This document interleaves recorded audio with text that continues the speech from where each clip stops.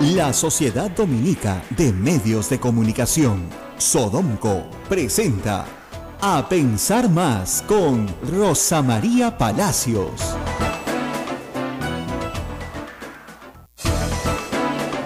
Hoy es viernes 21 de julio del año 2017. Buenos días, bienvenidos. Esto es A Pensar Más con Rosa María Palacios. Rosa María, buen día. Muy buenos días a todos nuestros oyentes. Nos acercamos ya a la fecha de 28 de julio. Tengo una escarapela en el pecho en este momento. Y hay varios temas de interés el día de hoy, pero creo que el que ocupa la mayor parte de las portadas aquí en Lima, para todos nuestros amigos que nos escuchan en el interior del país, tiene que ver con el tema de la Procuraduría Anticorrupción y de la Procuraduría ad hoc para el caso Odebrecht y la Procuradora Procuradora jefe de todas las Procuradurías, Julia Príncipe. ¿Cómo se los resumo? Se los resumo así, después de lo visto ayer. Y voy a ser dura, pero miren, es la forma más fácil de resumir. Dos palabras. Bien votadas. Discúlpenme, pero bien votadas. Lo dije ayer y me reafirmo. Bien votadas. Porque ya lo que hemos visto ayer es una casi un mecanismo de extorsión. Tú no puedes extorsionar al presidente de la República. Es decir, salir a decir, no, lo que pasa es que nos votan porque nosotros denunciamos al presidente de la República. Si tú trabajas en un estado en el cual tú crees que el presidente de la República es un delincuente, tienes que renunciar, salir de ese estado y denunciarlo desde la vida civil. ¿Cómo lo vas a denunciar tú?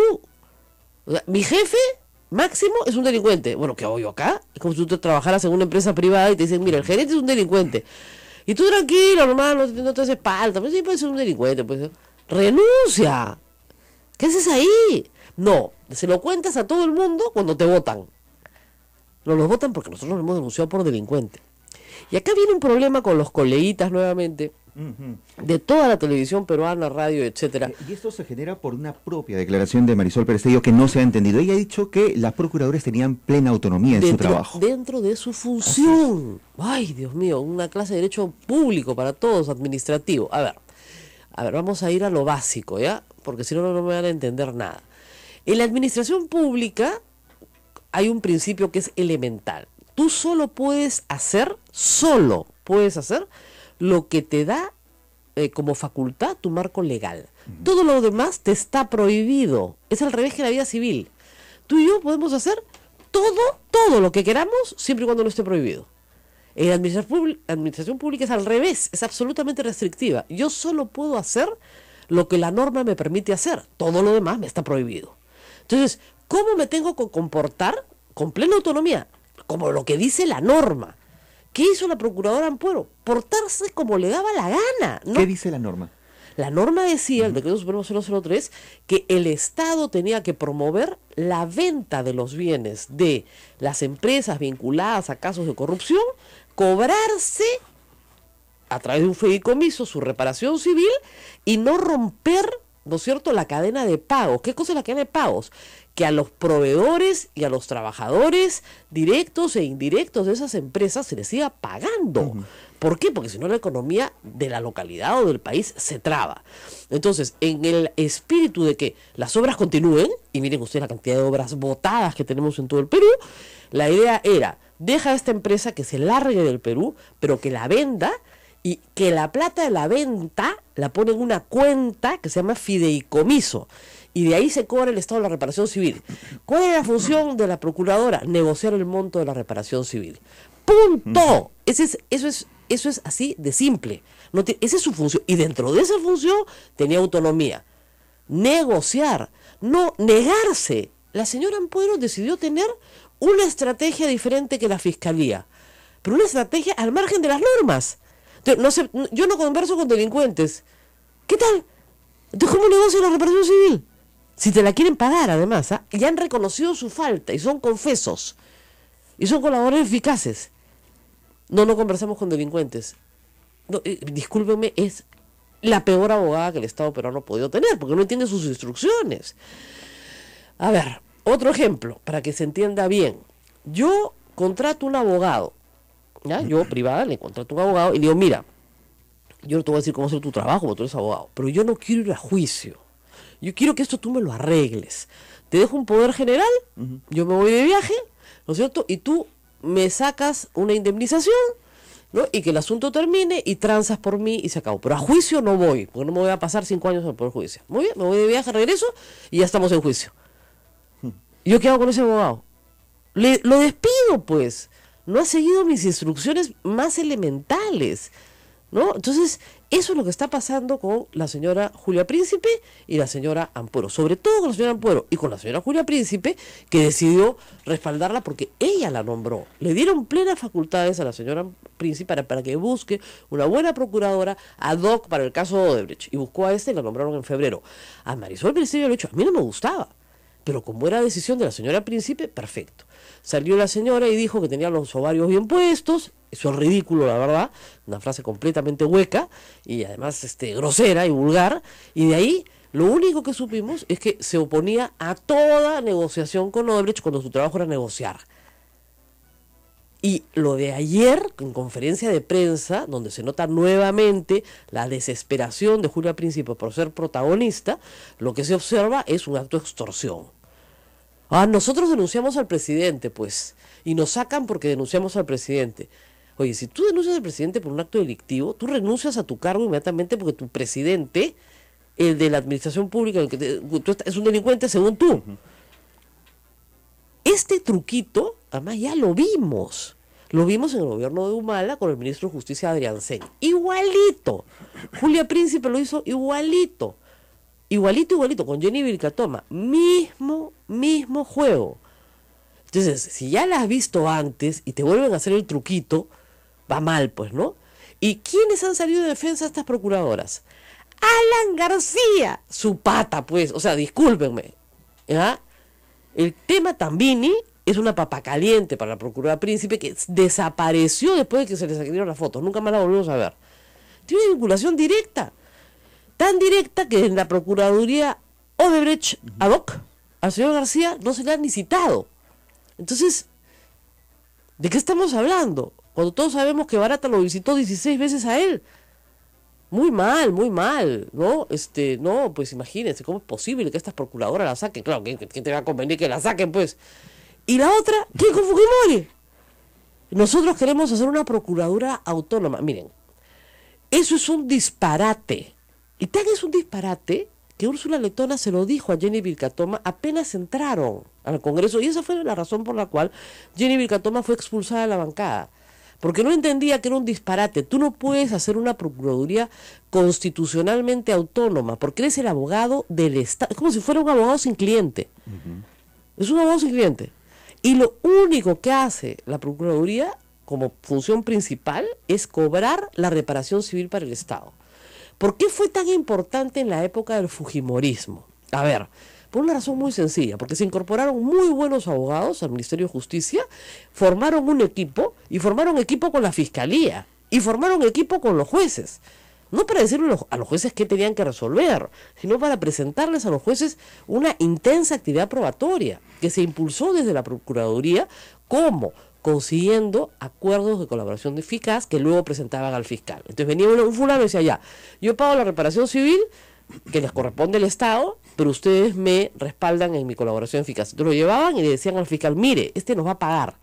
Entonces queremos recuperar la plata, queremos que cante, lo mete usted el número de años que usted considere pendiente, pero primero nos canta todo.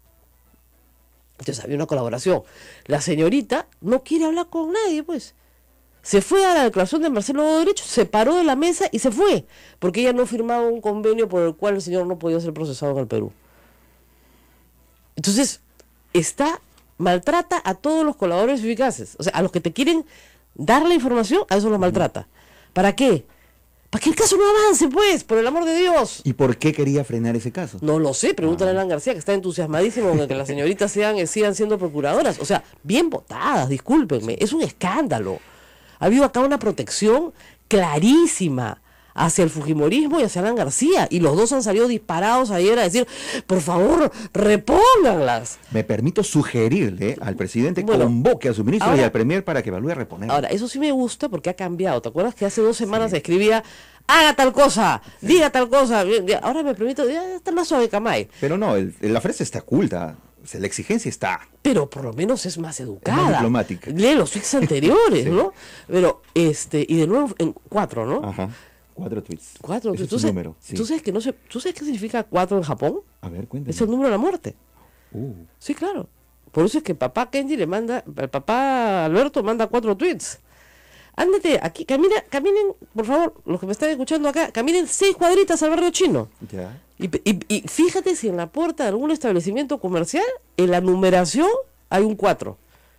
Eso es cabalístico. Eso No, es no, varios. van donde la municipalidad cambia la puerta de sitio, pero no hay un 4. Mira tú. 4 es el número de la muerte.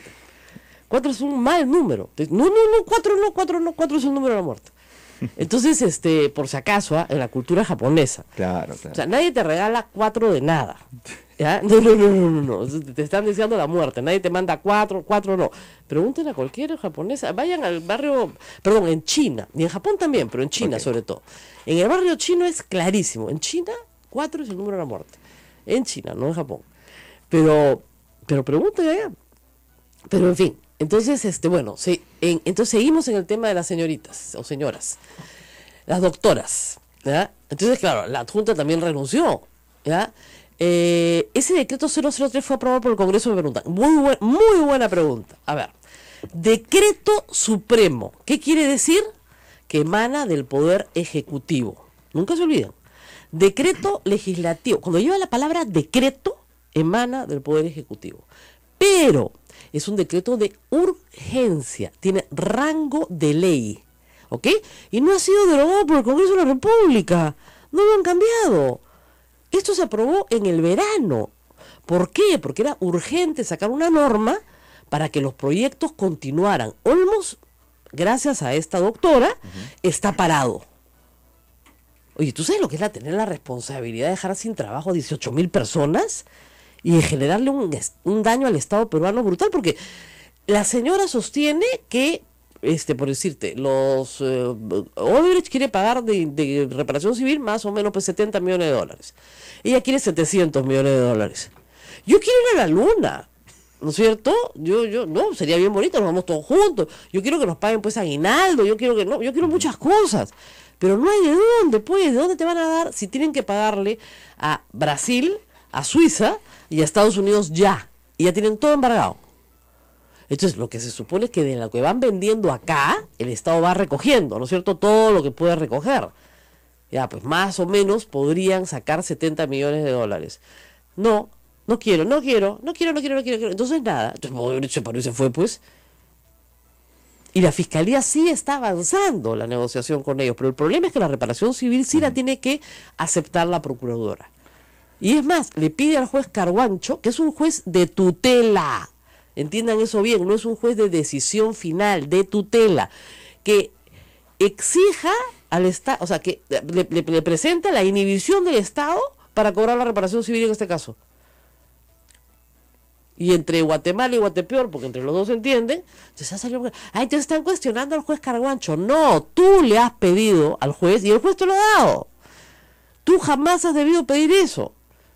O sea, no se puede ser tan realmente, y la irresponsabilidad de los medios de comunicación en esto es colosal. Sí. Ahora, es colosal esa irresponsabilidad, pero me parece también terrible que los propios parlamentarios no entiendan esta situación, pues están pidiendo la cabeza de la ministra de Justicia. No entienden nada, pues si no saben ni leer ni escribir, ¿qué vas a discutir con gente que tiene secundaria completa, con todo respeto, ¿no? Que no pasaron, Pero son legisladores. Sí, pues, elegimos a gente para hacer leyes, ¿no es cierto?, que no saben escribir su nombre. Entonces, ¿qué cosa quieres? ¿Qué cosa podemos...? O sea, si nosotros los elegimos, por supuesto somos responsables. ¿Ya? Pero hay gente en el Congreso, bastante, que no sabe nada de leyes, que tiene una serie de prejuicios y dice, no pues, la abogada es del Estado, no es del gobierno. Todos repiten, es del Estado, no es del gobierno. Ya, ¿quién es la representación fáctica del Estado? El gobierno. Una entelequia, una voz que habla, te digo yo desde arriba. No, el gobierno pues. Un pajaritico. Un pajaritico como en Venezuela. El gobierno es la representación fáctica. Entonces, la ministra de Justicia es la representante del Estado y del gobierno, de ambos. O sea, no puede escindirse. Entonces, presumimos que la ministra de Justicia quiere lo mejor para el Estado. Por supuesto, la están llamando ya al Congreso porque quieren su cabeza. Porque son unos ignorantes. Discúlpenme, cada vez que la vejez me está agarrando mal a mí. Pero ver este despliegue de ignorancia en televisión. Entonces, pero es que no saben nada, de nada. Además, ya no se les explicó la vez pasada. La vez pasada, con Figalo y con Adriansen, se les explicó clarísimo. Tan es así que esos ministros jamás fueron procesados ni acusados por absolutamente nada, porque nada habían hecho. ¿Ah? Entonces, no, lo que pasa es que Julia Príncipe ha acusado al presidente, entonces por eso ella es independiente. Ahora, dicho sea de paso, muy de acuerdo con nunca estoy con el editorial del Comercio, nunca la debieron nombrar. Sí. Pero si ya era Figuretti desde antes. Miren, yo les pongo un ejemplo inverso, y yo sé que a la doctora no le va a gustar, pero Sonia Medina Calvo es procuradora antidrogas en el Perú hace 17 años. Se enfrenta a las peores mafias de narcotraficantes del Perú.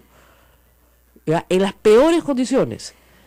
No es Figuretti, no está saliendo, declara cuando hay que declarar, por cierto, da muy buena información cuando hay que darla, pero no se está trompeando con el presidente de la República, no se está trompeando con la ministra de Justicia, no se está trompeando con nadie, ¿no?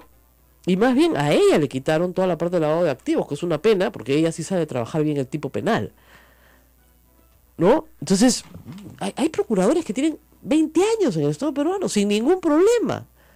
Y lo que dijo Marisol Perestello es verdad. Yo no le he pedido a la doctora nada en contra de la ley. Lo que le está pidiendo es que cumpla la norma. No le da la gana de cumplir la norma porque tiene su propia estrategia, que solo ella conoce. No, pues, es inaceptable. Vamos a la pausa, tenemos un programa picadísimo porque hoy vamos a hablar de la utopía republicana. Hablando de utopías. Hablando de utopías. ¿Y Julia Arbizu ya está en el teléfono? No, lo vamos a tener en un momento. Volvemos. Sodomco, Sociedad Dominica de Medios de Comunicación. Como es que en este programa también aprendemos algo sobre cultura general y gracias a nuestros amigos que en Facebook Live nos escriben, gracias a Jacobo Fishman, gracias a Carlos Ordóñez, buenos días a Pati Pinto, a Danishlot Ramos, que nos dice Rosa María, es 4 porque en japonés es shi, es como empieza la palabra Shingami, que es Dios de la muerte. Claro. Imagínate. Efectivamente, pues no es broma. Eso de que Alberto Fujimori manda 4 tweets, no es broma, discúlpenme, y la hija le contesta 4 tweets también. La hija es, por supuesto, con mucho menor influencia japonesa que el padre, pero el padre cuando manda todo de 4 en 4, ya sabes, no reniegues, Rosita, me dicen. Es que, oye, de verdad, pues ya, tantas veces uno explica como explicar el tipo penal de lavado de activos, ¿no? Me aburro ya explicarlo, ¿eh? Pero en fin, de nuevo me preguntan, la Procuraduría es el abogado del Estado y no del gobierno, como dice Bruce. ¿Es cierto eso? Sí es cierto, pero no quiere decir que el Estado no tenga una representación fáctica. ¿Y quién es esa representación? ¿Una voz que habla desde el cielo? No, la ministra de Justicia. Entonces, si la ministra de Justicia dice, hemos sacado esta norma, es una norma de aplicación general, y a la procuradora no le da la gana de aplicarla, la procuradora no se puede quedar. Pero lo peor ha sido lo de ayer, donde resulta ahora que, como dicen acá, para Príncipe de Almagro, PPK se vuelve choro cuando las despiden, ¿no? Antes calladitas. O sea, ¿qué es esto? Bueno, estamos con Julio Arbizu, ex procurador anticorrupción, ahora goza ya de una mejor vida, está en La Habana en este momento disputando su cumpleaños y lo hemos sacado del goce, ¿no es cierto?, de las vacaciones para hablar de este tema. ¿Cómo estás, Julio? Muy buenos días. Buenos días, Rosa María, ¿cómo estás? Bueno, feliz cumpleaños. En primer lugar, qué rico estar en La Habana en este momento, además, con este calorcito rico que hay allá. Bueno, ¿cómo ves esta situación de las procuradoras? Porque es como una película que ya hemos visto en el caso de Julia Príncipe. Es la misma película que se vuelve a repetir. Sí, es verdad. Yo no suelo decir estas cosas, pero creo que hay mucha gente, entre ellos nosotros, que habíamos advertido que esto iba a pasar tarde o temprano. La señora Príncipe está acostumbrada a este tipo de cosas. Yo creo que esta salida más bien es tardía. La señora ha dado muestras una y otra vez de no ser una procuradora imparcial, o por lo menos de no tener el mismo rigor con algunos investigados que con otros. Y ahora lo que está demostrando básicamente es, como tú decías, primero, que no está en condiciones de cumplir con el encargo que le ha otorgado el Estado, y en segundo lugar, esto que es sumamente importante, apenas es expectorada de la Procuraduría, pues tiene mucho que decir, ¿no? Cuando antes cayó en todos los idiomas. Claro, ahora, hay una confusión enorme entre mis colegas periodistas, que ya me termina dando cólera, porque creen que el Estado es una entelequia que no tiene representación y que el procurador por sí y ante sí solo decide cuáles son los intereses del Estado, sin mirar la ley, sin mirar el marco legal, nada. Entonces, un procurador es una especie de superdios que decide qué cosa está bien y qué cosa está mal para el Estado. De ninguna manera, y mucho menos en el... Mire, puede gustarnos o no, podría haberme gustado a mí o no, pero el procurador está constreñido a respetar un marco normativo que le indica cuáles son sus funciones, cuáles son sus límites y cuáles son los alcances del cargo. No puede el procurador de ninguna manera exceder esos límites o trascender esos encargos. Efectivamente, en este momento, además, decía, nos guste o no, la Procuraduría depende del Ministerio de Justicia. El Ministerio de Justicia es el órgano rector de las Procuradurías, hasta hoy. El proyecto de Procuraduría General todavía no es una realidad de manera integral. Así es que mal haría un procurador o una procuradora en pensar que tiene atribuciones supralegales, ¿no? Y ese ha sido el problema por segunda vez. Es decir, si yo presumo que el presidente de la República es un corrupto, ¿qué hago de procurador anticorrupción? Tengo que renunciar. Esa es la persona que me ha contratado. La ministra de Justicia me ha contratado. Yo presumo que el presidente y la ministra de Justicia son los corruptos. ¿Qué hago de procurador anticorrupción? Los denuncio ante la fiscalía y me voy. Como los denuncio como un particular y me voy. No, así es. No, es que el día que me votan, hoy yo los he denunciado, lo cual es un chantaje. Porque además el procurador Amado Enco efectivamente denunció al presidente de la República, al ministro Vizcarra. No, el presidente no lo puede denunciar, pero el ministro Vizcarra, por el caso Chinchero. Y, así es. ¿Y cuál es el mensaje que te están dando? Renuncia, pues qué cosas es ahí, ¿no? La verdad es que bien votadas, digo yo, ¿no? Y sobre todo porque a Julia Príncipe se le dio la oportunidad de quedarse, lo que me parece ya más enloquecido. Eso es lo único que le podría criticar a Marisol Perestello, porque debió haberla sacado hace mucho tiempo. Como dice el comercio, nunca debieron haberla nombrado. O sea, la conducta de la doctora ya es conocida. Lo conversamos más de una vez, ¿no? Yo te dije que yo conozco los antecedentes de la señora Príncipe. La señora Príncipe fue una piedra en el zapato de la Procuraduría Anticorrupción en los años que me tocó a mí dirigirla.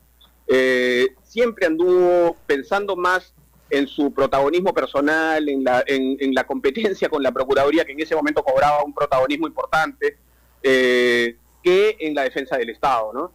Basta con preguntarse o preguntarle a la señora Príncipe, cosa que de la que nunca habla, cuáles son los resultados de la Procuraduría de lavado de activos que ella dirigió, ¿no? Cuántas sentencias condenatorias obtuvo, cuánta reparación civil a favor del Estado pudo conseguir, ¿no? Respuestas tan sencillas van a dar cuenta de la insolvencia de la señora Príncipe. Y como tú dices, esa insolvencia debió ser suficiente para no nombrarla nunca en un puesto como este.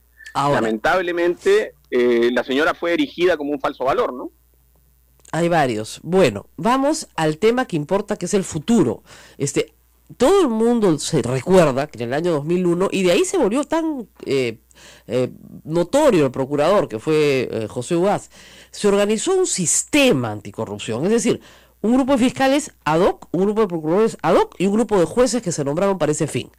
¿Por qué no podemos resucitar para ese caso este sistema? No se necesitan tantos jueces, pero tal vez con 2 o 3 jueces, 2 o 3 fiscales escogidos por el Poder Judicial y buenos procuradores que trabajen de manera conjunta, no dándose la espalda, se podría lograr algún resultado. ¿Por qué no se ha podido lograr eso?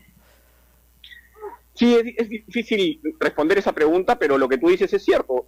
Recordemos, Rosa María, que claro, en el 2000, hacia finales del 2000, se inicia el diseño de lo que se llamó el subsistema anticorrupción, que integraron en ese momento la Procuraduría ad hoc, las fiscalías especializadas en delitos de corrupción, los juzgados especializados en delitos de corrupción, había una policía anticorrupción, todavía la hay, pero ese engranaje, ¿no es cierto?, estaba dedicado exclusivamente a ver temas de corrupción específicos. Eso debió ser digamos, el faro, ¿no?, que guiara la estrategia esta vez. Sin embargo, yo creo que ha habido una gran confusión respecto de lo que debe ser la defensa del Estado. Hay una serie de proyectos de ley que llegaron al Parlamento para constituir una Procuraduría General sin entender las particularidades de la lucha anticorrupción, sin comprender que hay estrategias y estrategias para combatir determinados tipos de corrupción. Y lo que tenemos hoy, a raíz del caso Odebrecht, pero no solamente con el caso Odebrecht, es nuevamente organizaciones criminales trabajando para capturar el Estado, para adueñarse del Estado. Claro. Y eso se combate de una manera totalmente distinta a la que se está planteando en este momento, ¿no? Yo creo que eso no ha terminado de comprenderlo el gobierno ahora, y creo que es urgente que se comprenda, ¿no? Así es. Y en todo caso, nosotros le criticamos muchas cosas al fiscal, pero yo no entiendo cómo tienes un fiscal anticorrupción, un fiscal de lavado de activos, un fiscal de delitos contra la administración pública. O sea, ¿por qué no puedes unificar todos los casos que tienen que ver con constructoras, ¿no es cierto?, en una sola procuraduría, en una sola fiscalía y en un solo juzgado especializado o en dos juzgados especializados? No entiendo qué está pasando con el Poder Judicial. La razón ordena, Rosa María, en estos casos, que la acumulación de las líneas de investigación es la estrategia más eficaz. Lógico. Porque si uno no tiene el bosque completo, es decir, si uno no tiene todas las aristas de un caso de criminalidad organizada, uno va a segmentar la visión y no va a darse cuenta de la ejecución, ¿no?, de esa organización criminal. Claro, por ejemplo, el caso Toledo, ¿no es cierto? Primero lo investigan por lado de activos y luego por cohecho, ¿ya? Pero es el mismo caso. O sea, lo que pasa es que hay un concurso de delitos, pero como no unen, y además están en distintas etapas y todavía no pueden, entonces hay 2 órdenes de captura, 2 prisiones preventivas. Eso es un desastre, ¿no? Y me parece que eso debería haber estado resuelto hace mucho tiempo. Tiene que haber una solución jurídica a eso. Y en general, hace mucho tiempo, sí. ¿no? Digamos, el caso Odebrecht salta con la confesión de Odebrecht al Departamento de Justicia en diciembre del año pasado. Estamos en julio y no se ha logrado organizar nada. Y resultados obtenidos a la fecha, 0 balas.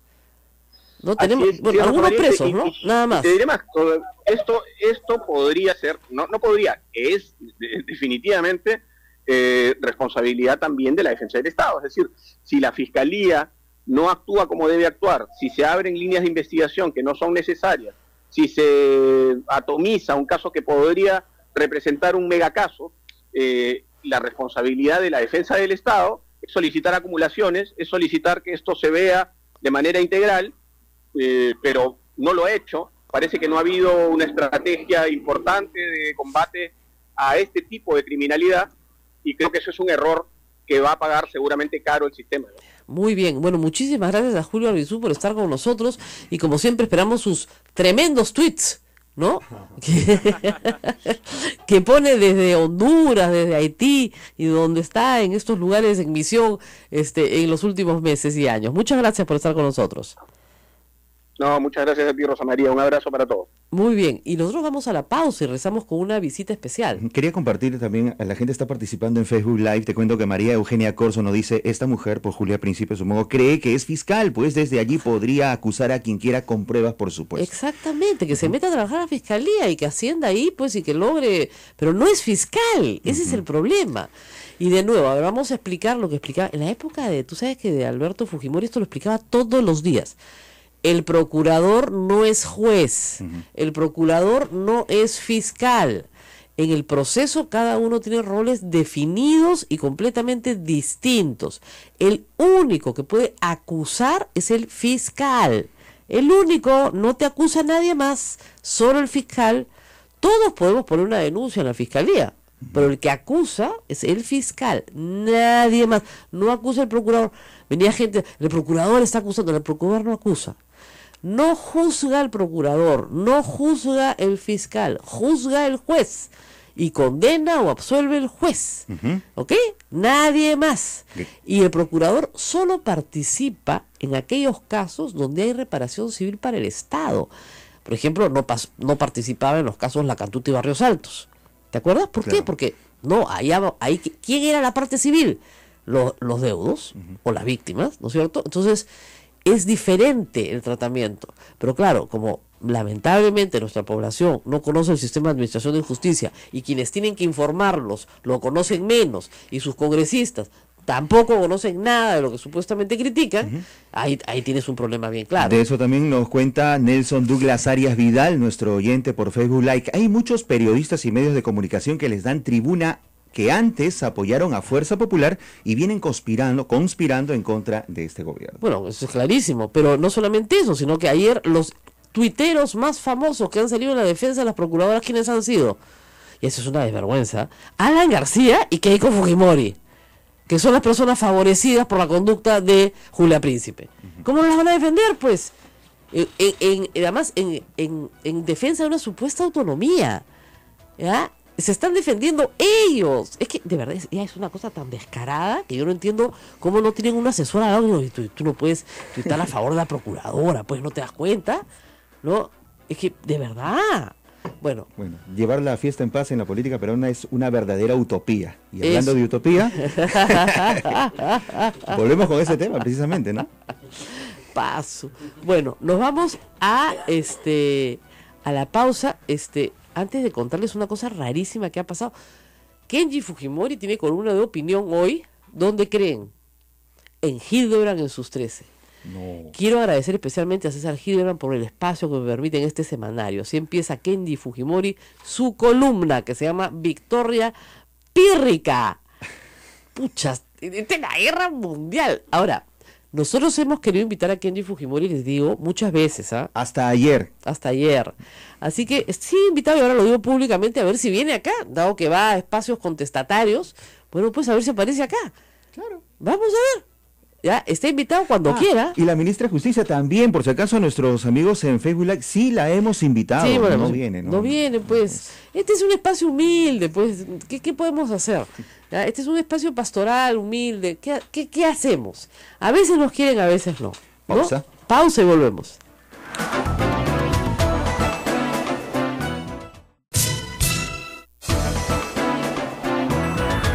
Estamos en vivo en diversos canales. Estamos en Radio Santa Rosa en Lima, en AM y también en FM en el sur de nuestra capital. Estamos en Radio Santo Domingo RSD en FM en Chimbote, en Radio San Martín Arequipa, Radio Veritas RTV Cusco y también con nuestras emisoras hermanas Radio Cepagua Ucayali, Radio Quillabamba La Convención y Radio Madre de Dios en Puerto Maldonado. Estamos en Twitter, en YouTube y también en Facebook Live. Celebramos 196 años de nuestra independencia y en ese marco tenemos una interesante entrevista hoy. Bueno, ustedes han podido seguir, muchos de ustedes, y espero que lo hagan si no lo han hecho, a la doctora Carmen Maqueoy. Es historiadora y escribe una columna semanal en El Comercio. Y últimamente creo que son sus columnas muy útiles, porque cuando uno piensa que el mundo termina mañana y empezó ayer, ¿no es cierto? No tiene perspectiva histórica para darse cuenta, ¿no es cierto? De que, a ver, por favor, foto para el libro, hay muchas cosas que ya pasaron en el Perú y que van a volver a pasar. Es como, por ejemplo, yo les decía a algunas personas ayer, ustedes saben que un político preso, ¿no es cierto?, construye una leyenda. Y no es que me lo estoy inventando, es parte de la historia del Perú. Ajá, mira qué historia. La historia del siglo XX es la historia de políticos presos y perseguidos. O sea, Aya de la Torre es un político de la clandestinidad, ¿no es cierto?, que se convierte en leyenda por su capacidad de huir de sus enemigos, y sus seguidores y las cabezas de su partido, si no habían sufrido prisión, no tenían cargo directivo, pues, ¿no? O sea, tú construías tu currículum sobre la base de tus años de prisión por la causa. Entonces, ese tipo de hechos, ¿no es cierto?, nos configuran un ambiente histórico que es imprescindible para entender el presente. La Utopía Republicana es un libro que se publicó por primera vez hace 20 años. Carmen Maqueoy, su autora, está con nosotros. Hace 20 años se agotó la edición y por supuesto se hacía necesaria una reedición. Lo que tenemos es una reedición, pero con un prólogo de Alberto Vergara, prefacios, etcétera, que le dan contexto al libro. Se llama Ideales y Realidades de la Formación de la Cultura Política Peruana. ¿Ya se durmieron? No. La cultura política peruana existió de 1871 a 1919, periodo Pardo hasta 1919, Leguía. ¿Ok, chico? ¿Entendiste? Tu papá era historiadora, o sea, no te me hagas así de loco. Acá hay varias cuestiones que preguntar. Muy bien, doctora, si tuviera que explicar ¿Qué cosa es la utopía republicana y por qué es una utopía? ¿Y por qué no tenemos república en el sentido estricto de república hasta hoy? Explíqueselo, por favor, a la audiencia. Bueno, buenos días. Primero que nada, Rosa María, muchísimas gracias por darme este espacio, un poco para comentar este libro que se presenta mañana en la Feria Internacional a las 8 de la noche en el Auditorio Abraham Valdelomar. Ahora, un poco haciendo conexión con lo que has estado discutiendo anteriormente, lo que existe en este momento es un desbarajuste político y conceptual, ¿no? Es como que todos los actores perdieron el libreto, ¿no? Entonces estamos confundidos porque cada cual habla lo que quiere, como quiere, y como tú dices, con todo el respeto que se merece, con un nivel de ignorancia sobre los temas que ya es pavoroso, digamos, ¿no? Entonces, este libro lo que intenta es regresar al diseño original de la República.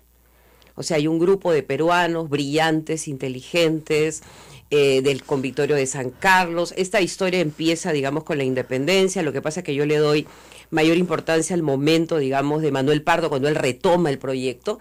Pero básicamente es eso. O sea, que la República Peruana nace con ilusión.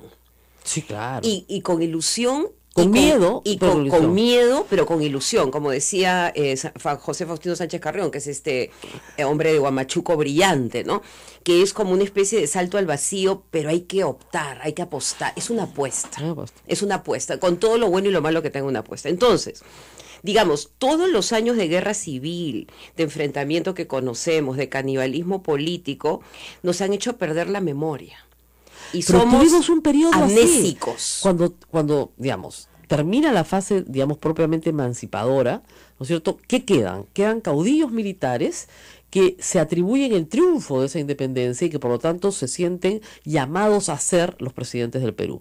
Entonces viene una lucha que dura 50 años, donde tenemos solamente presidentes militares.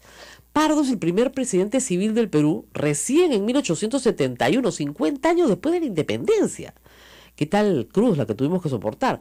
Pero eso no quiere decir que esos militares no tuvieran ideales republicanos también. O sea, hay toda una, digamos, un lenguaje, ¿no? Del siglo XIX que es muy hermoso. Exacto. ¿No? Firme y feliz por la unión. Es la tremenda frase del siglo XIX para decir... Que está en nuestra es la divisa nacional. Que digamos. Es la divisa nacional, ¿no es cierto? Entonces, y también, por supuesto, los símbolos de la patria, ¿no? La bandera, el escudo, la mujer, la libertad. Hay mucha iconografía, ¿no es cierto?, del siglo XIX que te dice, vamos a fundar esta gran república.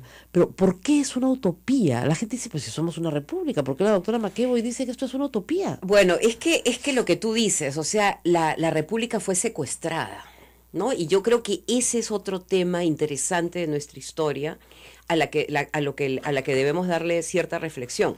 La república es secuestrada y en el secuestro se olvida, digamos, el ideal. O sea, te venden la idea los militares, que el guano, que el progreso material, que los arreglos con las clientelas. Ella es una historia conocida, digamos, es la que conocemos. Pero eso no quiere decir, y yo creo que en ese sentido tú tienes mucha razón, que los que pelean en Ayacucho también tienen el ideal. Sí, claro. Y hay una degradación. Ahora, hay una cosa que también es cierta y probablemente el público no lo sepa. En Ayacucho, en las tropas realistas, habían muchísimo más peruanos que en las tropas patrióticas, ¿ya? Ya, no se me desmayen, pero es verdad. ¿Quién pelea en el ejército patriota? Colombianos, ¿no es cierto? Todos los que venían de la Gran Colombia, mayoritariamente. Por Río de la Plata, el Río de la Plata, chilenos. Esos son los que pelean del lado de los patriotas. Peruanos, por cierto. O sea, Ramón Castilla pelea por el lado peruano y su hermano pelea por el lado realista. Pero básicamente la tropa realista era nacida en el Perú. Y caramba, o sea, finalmente... Eso es una guerra civil. Es una guerra civil, eso hay que entenderlo también. Entre hermanos. Entre hermanos. Y si uno lee el Acta de Independencia de 1821, y si uno la lee con cuidado, yo siempre digo, es algo así como, estamos aquí reunidos y ha llegado el señor San Martín, y nos ha dicho que somos independientes. Y bueno, hemos decidido hacerle caso, ¿no? Claro, pero eso de alguna manera deja de lado los desarrollos previos. Exactamente. De todas las, digamos, independencias regionales, para llamarla de alguna manera, claro. Y la represión que se da, y eso también yo creo que hay que subrayar, con Abascal en el Perú. Claro. El centro del poder realista, de donde salían todos los ejércitos a reprimir, estaba acá. Entonces la independencia nuestra no fue fácil. Exactamente. Ahora, ese no fue fácil, termina siendo una especie de trauma que arrastramos 50 años. El civilismo dice, vamos a retomar el ideal republicano y vamos a hacer gobiernos civiles de aquí para adelante. ¿Por qué eso se frustra? ¿Quién secuestra después a la República? Yo creo que primero que nada, antes de ver el fracaso, yo creo que habría que ver las pequeñas victorias del civilismo, ¿no? Es verdad. Yo creo que primero que nada imagina una política nacional, que era lo que nosotros no habíamos tomado en cuenta. O sea, cómo, digamos, desde Lima se articula todo un sistema político que llega a todas las pequeñas regiones del país. ¿Con quiénes? Se hace política de verdad, con jueces, con alcaldes, o sea, incluso con la población indígena. Entonces, aprenden los civiles, después de muchas derrotas, porque no solamente es Pardo es parte de una tradición, claro, digamos, articular políticamente el Perú. Pero junto con eso está la república práctica, que es la república productiva y del trabajo, que eso es la parte que a mí me parece más bonita. O sea, romper, digamos, con el hechizo del guano, de la plata fácil, de la plata que ha generado deuda, corrupción, y poner a esta república a trabajar. Entonces comienzan, digamos, todos los desarrollos de la lana, del azúcar, incluso de la industria. Hay un artículo precioso de Manuel Pardo que se llama Estudios sobre la provincia de Jauja, que él escribe cuando tiene 25 años. Y dice, Jauja puede ser, y estoy usando una palabra actual, un hub económico. De acá podemos penetrar la ceja de selva. Acá se pueden hacer industrias de artesanía para las clases emergentes. O sea, él visualiza lo que ahora muchos políticos recién están visualizando, el surgimiento de las clases medias. Claro. Estas clases medias son tu audiencia. Esta clase media no vive del guano. Esta clase media vive su trabajo. A ella te tienes que dirigir. Y luego viene la guerra. Y la guerra nuevamente corta. Y la posguerra convierte la utopía, ahí sí la utopía republicana, en una utopía romántica. Es lo que yo, si tuviese iconografía de esa época, por ejemplo, Tarapacá, Tacna y Arica son conocidas como las tres cautivas, que son representadas como mujeres, ¿no es cierto? Y hay una iconografía absolutamente dramática, melancólica. Diversas expresiones culturales, incluso en música, sobre el tema de cautivas. La pérdida, la nostalgia, ¿no? Del bien perdido. Y el no poder asimilarlo. Exactamente. Es que es una derrota con ocupación. O sea, eso Bolivia no lo sintió. O sea, la guerra, digamos, comenzó entre Bolivia y Chile y al final los que pagamos los platos rotos fuimos nosotros, ocupados. Entonces, digamos, la amputación territorial. O sea, eso ya es traumático. La amputación territorial de una provincia que costaba en ese momento $500 millones. Claro. Que tú te lo pones en términos actuales, será 5.000, 10.000, sabe Dios. O sea, y que tenía un potencial inmenso. Y paralelamente a eso, y en ese sentido tú tienes mucha razón, que es la tragedia, digamos, y por eso que se convierte en una utopía. Después de la guerra tú tienes que transar con el capital internacional. Y esta burguesía ya no es burguesía nacional. Claro. Es una burguesía que ya tiene que entrar con el contrato Grace, que tiene que dejar a los británicos y no tiene la autonomía ni política ni económica para ver por el bien nacional, sino que tiene que estar un poco negociando las fluctuaciones del mercado. Es otro juego. Claro, la deuda anglo-peruana, que es lo que marca, digamos, casi el final del siglo XIX, qué culta soy, ¿no? Lees mucho, pues. No, lo que pasa es que... Haces tu tarea. No, he crecido... Tienes una hermana historiadora. Exactamente, y un tío que escribió un libro que se llama La deuda anglo-peruana, y yo fui la que tenía 20 años y revisé todas las pruebas del libro, entonces por eso... Pero que es una historia dramática en la cual el Perú no quiere mancillar su nombre. Eso es una cosa bien interesante. Y ser el deudor. Y ser deudor internacional era una vergüenza. Eres un paria, digamos. Exactamente. Entonces, tenía que honrar esta deuda y entregar los ferrocarriles, que era el bien más preciado que tenía. Claro, lo pones como colateral, digamos. Pero otra cosa que es bien interesante, y digamos es la historia de lo que pudo haber sido y no fue, entregamos nuestras provincias, Tacna y Arica, digamos, por una cantidad, y nos quedamos con la deuda. O sea, en lugar de haber dicho, bueno, te entrego todo, pero tú págate la deuda, ¿no? Asumimos una deuda que demoró muchísimo. Ahora, lo interesante, yo creo que en ese sentido, esta utopía tiene como un oxígeno. En el siglo XX viene la reconstrucción nacional. Claro. Y la reconstrucción nacional, en un momento nosotros estamos creciendo económicamente más que los que nos quitaron, que Chile, que nos había quitado la salitrera. Lo que muestra que la utopía no es tan utópica, porque es un país muy rico, con unas energías impresionantes. ¿Y en qué radica esa utopía entonces? Que te permite, bueno, digamos, yo creo que hay que recuperar la política con P mayúscula. El manejo de la política. El vocabulario, lo que tú dices, o sea, que alguien confunda cuál es su labor, si mi labor es fiscal, yo soy fiscal, ¿me entiendes? O sea, esta confusión de roles y un gobierno, y en ese sentido habría que recomendarle a los tecnócratas que leyeran más, un gobierno sin proyecto, cultural. Un horizonte, que no solamente es el crecimiento económico, sino es que el tema de ciudadanía, de virtud, de mérito, de legalidad. Claro, ¿qué es lo que construye la civilización? Ese es el tema. Y la estabilidad. Así es. ¿Por qué cuando usted va a Australia, por ejemplo, la gente obedece la ley? Sin ser tan rígida como los americanos, no, sin ser un estado policial. Porque la cultura que genera la migración en un país migrante, ¿no es cierto? Y el ideal compartido de hacer una nueva vida y empezar de cero y ser un hombre nuevo, digamos, ese es su ideal republicano. Nosotros no tenemos ningún ideal republicano. ¿Cuál es el ideal republicano del Perú hoy? Con esa pregunta los dejo. Sí, porque Abel nos mata, ya, vamos. Vamos a la pausa y regresamos. Hoy día tenemos la misa del Señor de la Justicia, yo sé. Esta es una radio pastoral y absolutamente virreinal. Así que vámonos. Estamos en el centro del virreinato, no se pasen. Vámonos y regresamos. Volvemos. 8:51, Rosa María, continuamos. Bueno, el tema de salud mental no lo vamos a tratar hoy día. Estamos hablando de eso con la doctora Maqueo. Pero vamos a regresar un poquito a mí me gusta mucho, claro, y me gustan mucho los subtítulos del libro, por ejemplo, La marcha por el desierto, que es el post, la posguerra, porque realmente fue la marcha por el desierto, ¿no? Y estamos en el centro de la ciudad. A veces la gente no entiende dónde estamos. Estamos en el centro de la ciudad. Esta casa donde estamos, este convento, tiene 500 años de fundado. Por acá pasó todo. Acá se fundó San Marcos, acá se fundaron tantas cosas, ¿ya? Se vivieron tantas cosas. Y usted, esto no lo sabe, doctora, de repente sí lo sabe. Aquí en la sala de adelante, que es una sala muy bonita, que tiene un techo hermoso, fue donde por primera vez se cantó el himno nacional. El primer ensayo. Rosa Merino lo ensaya acá, antes de ir acá se hace todo. Entonces, estamos acabo de ver al padre Javier pasar así, vestido dominico completo, y dije, Dios mío, la historia me persigue. Pero digamos, yo sí creo que hubo una resistencia muy grande, si uno lee a Basadre, a la ocupación chilena, una resistencia dura, pobre, porque acá se pagó cupos, se expolió, digamos, a la sociedad que había acá en la ciudad de Lima y en otras ciudades del país.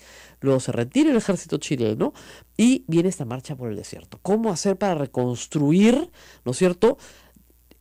Y además a través de sucesivas dictaduras primero, ¿no? Con Pierola, en fin, etcétera. Prefiero a los chilenos que Pierola y todo lo demás. ¿Cómo reconstruir un país que se caía a pedazos?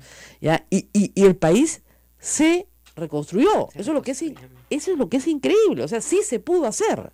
Y por eso que digamos, el título es un título sugerente, ¿no? Porque claro, es un título de lo que tú desearías ser, digamos, el potencial que tú tienes como república, que probablemente ahora no lo eres. Y yo creo que era el tema, digamos, la manera como ellos conceptualizaban, era la república será futuro, que es la promesa de Basadre. Claro. La promesa de la vida republicana. Entonces, lo que tú dices de esta ciudad, justo ahora que venía a la radio, estaba pensando en esta manifestación que organiza Manuel Pardo, que es una de estas manifestaciones políticas en la Plaza de Hacho. Ajá. Y desfilan por Lima 20.000 personas. Y estas 20.000 personas... Que era muchísimo para esa época. Muchísimo. Era una movilización, digamos, la ciudad tenía masiva, en ese entonces 50.000 personas. Probablemente menos. Yeah. Y lo que dice, digamos, los cronistas de la época es que todos desfilaron en silencio. ¿Qué había pasado? Lo que justamente tú hablabas anteriormente en el segmento anterior. La palabra había dejado de tener sentido. Eran los insultos, era, digamos, el secuestro de la República. Entonces, este silencio que hablaba por 1000 palabras y que lo que quería era refundar la República, ¿no? Entonces, todo el tema de refundación republicana, en un momento, tú estás hablando de después de la guerra con Chile, pero digamos, cuando Pardo lo hace, acababan de matar a Balta, Sí, claro. y los hermanos Gutiérrez habían estado colgados en la Plaza de Armas. O sea, qué peor que eso. Miren, para que ustedes no lo sepan, porque hay gente que dice, no, los limeños son un pueblo pacífico. Bueno, a los hermanos Gutiérrez, que mataron al presidente Balta, ¿ya? No solamente los colgaron, los arrastraron desde el Callao hasta Lima, arrastrados, y sus restos fueron colgados de la torre de la catedral que está aquí nomás. Exacto. Y hay fotografías, porque en el libro del Luego los padre... quemaron, ¿no? Claro, el padre Rubén Vargas tiene las fotografías en su Historia de la República. Yo de chica, la primera vez que las vi ahí, y me impresionó muchísimo. Qué infancia tan rara tuve, ¿no? Entonces, claro, los hermanos Gutiérrez los colgaron de las torres de la Plaza de Y Armas. eso fue en el 72, o sea, Claro. eso fue en julio, y Manuel Pardo asume la presidencia en agosto. O sea, qué situación tan trágica y dramática. Claro. Entonces, ¿qué tenía que tener? Y por eso que para mí el proyecto es básico. Tenía un proyecto económico porque él era economista. O sea, Manuel Pardo es el primer presidente economista que ha estudiado en Francia, o sea, con título y todo lo demás, pero tenía un plan, digamos, cultural en su cabeza que era promover ciudadanía. Porque él se da cuenta que en esa sociedad de violencia desatada, lo único que era un buen sistema educativo y promover, digamos, al ciudadano de la República. Porque sin ciudadanía, pues Ahí no puedes comienza, tener república. ahí comienza, ya había comenzado, por supuesto, la instrucción primaria con San Martín, pero, digamos, la difusión de la escuela primaria en el Perú, que era Y importantísima. las escuelas municipales. Exactamente, comienza ahí, porque se comienza a dar cuenta desde Lima que si no tienes una población alfabeta, Exacto. no hay forma de manejar el país. Dicho sea de paso, para quienes creen que no ha habido progreso en el Perú, yo siempre digo, en 1940 el 60% de la población peruana era analfabeta. Hoy prácticamente no existe el analfabetismo. Entonces, bueno, paguemos, pues, como se dice, tributo a los que lograron eso. Exacto, ¿no? exacto. Demos crédito a estos esfuerzos que si bien es cierto, o sea, no llegaron a un fin totalmente exitoso, pero dieron el primer paso. Y hablando de todo el tema de la política, Manuel Pardo contrata a Pradier Foderé, que es un sabio francés, para que organice la Escuela de Administración, de Ciencias Políticas Administrativas de San Marcos, para, digamos, hacer, ¿qué cosa? Los cuadros burocráticos, la tecnocracia. Claro, quería copiar el esquema francés. Exacto. Que es Francia. El buen servidor público. Claro, Francia tiene una escuela una escuela de administración pública por donde todo administrador público tiene que pasar. Exacto. Tú no entras a la carrera pública sin pasar primero por la escuela. Entonces, haces carrera dentro de la administración pública, lo que pasa es una escuela muy prestigiosa, es muy antigua. Claro, eso en el Perú nunca se logró.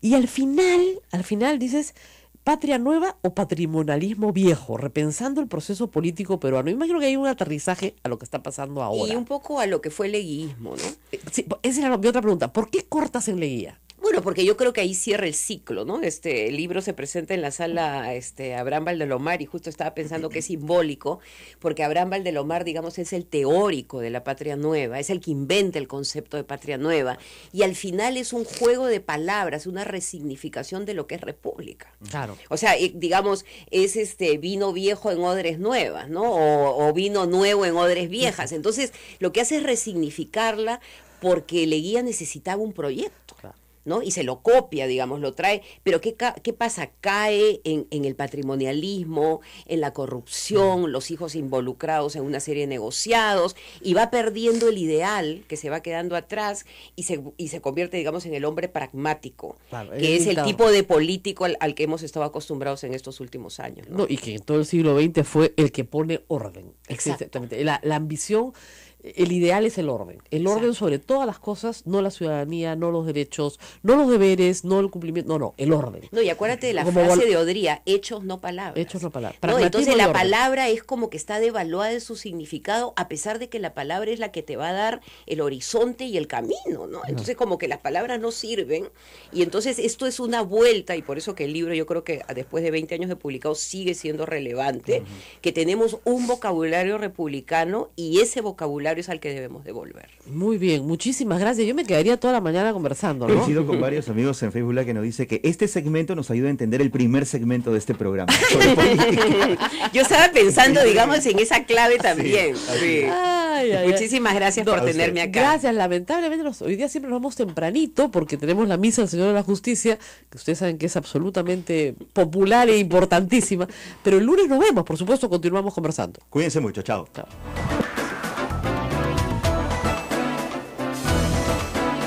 Hasta aquí, A Pensar Más con Rosa María Palacios. Este programa fue producido por la Sociedad Dominica de Medios de Comunicación, Sodomco.